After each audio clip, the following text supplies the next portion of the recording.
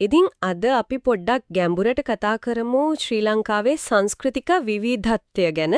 අපේ අතේ තියෙනවා ශ්‍රී ලංකාවේ සංස්කෘතික විවිධත්වය කියන මූලාශ්‍රයේ උපුටා ගැනීම ටිකක්. මේවා දිගේ ගිහින් බලමු මේ ලංකාවේ තියෙන මේ බහුවිධ ස්වභාවය. ඒ කියන්නේ භාෂාව, ආගම, කෑම බීම, ඇඳුම් පැළඳුම්, උත්සව, කලා මේ ඔක්කොම එකතු වෙලා හැදෙන මේ ලොකු චිත්‍රය මොන වගේද කියලා. හරිම ආකර්ශනීයයිනේ. ඔව් ඇත්තටම මේ මූලාශ්‍රයේ තියෙන විස්තර බැලුවම පේනවා මේක නිකම්ම ලිස්ට් එකක් නෙවෙයි. මේ හැමදේම එකිනෙකට බැඳිලා පණ තියෙන පද්ධතියක් වගේ.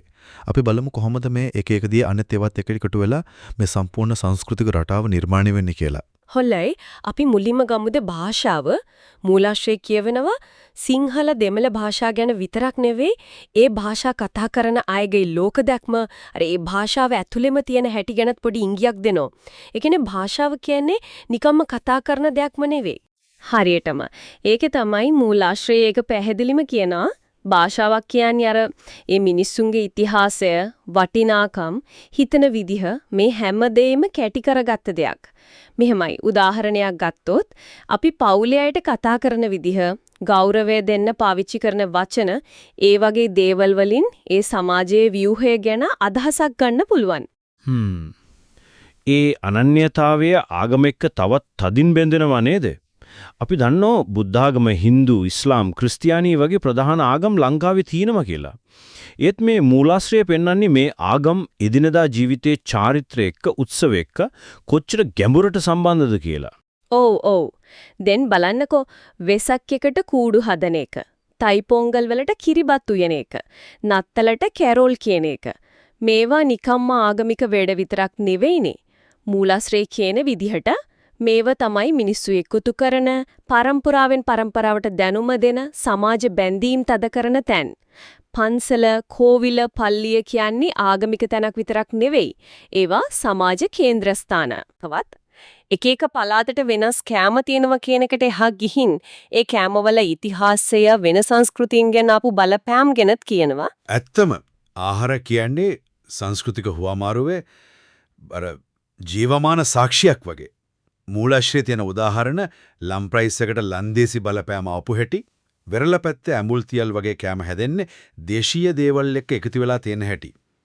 ඒ වගේම තමයි එකම කෑම වුණත් පලාතෙන් පලාතට රස වෙනස් වෙන හැටි, දාන 3-5 ಜಾති වෙනස් වෙන හැටි ඒවත් විස්තර වෙනවා. ඒ වගේම තමයි ඇඳුම් පැළඳුම් නේද? ඒකත්ම විවිධත්වය පෙන්වන තව තැනක්.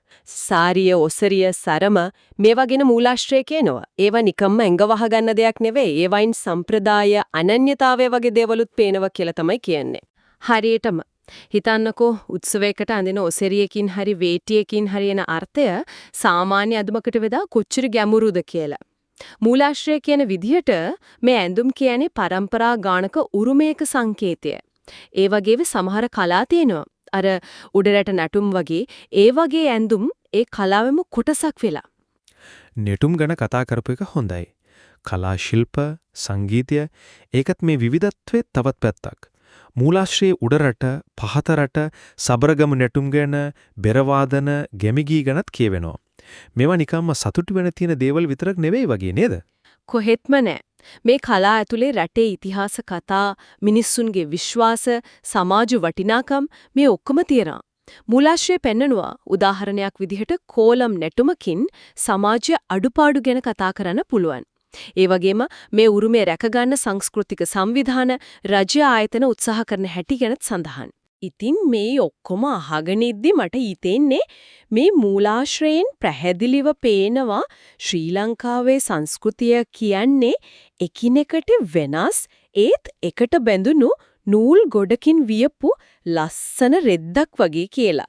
භාෂාව, ආගම, කෑම, ඇඳුම්, උත්සව, කලාව මේ හැමදේම එකතුලා තමයි මේ පොහොසත් අනන්‍යතාවය හැදෙන්නේ. ඇත්තම ඒ වගේම මේ විවිධත්වය කියන්නේ අතීතෙන් ආපු දෙයක් විතරක් නෙවෙයි. ඒක වර්තමාන සමාජයට ශක්තියක්, අනාගතයට සම්පතක්.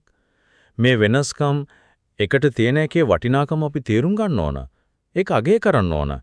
අවසාන වශයෙන් පොඩ්ඩක් හිතන්න දෙයක් ඉතුරු කරනවා නම් අද ලෝකයේ වේගෙන් වෙනස් වෙනවා, ගෝලීකරණයෙන් ලොකු බලපෑමක් එනවා.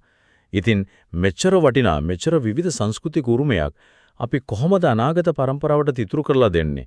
ඒක රැකගෙන තවත් පෝෂණීය කරන්නේ කොහොමද? ඒක අපි හැමෝම ටිකක් ගැඹුරින් හිතන්න ඕන දෙයක්.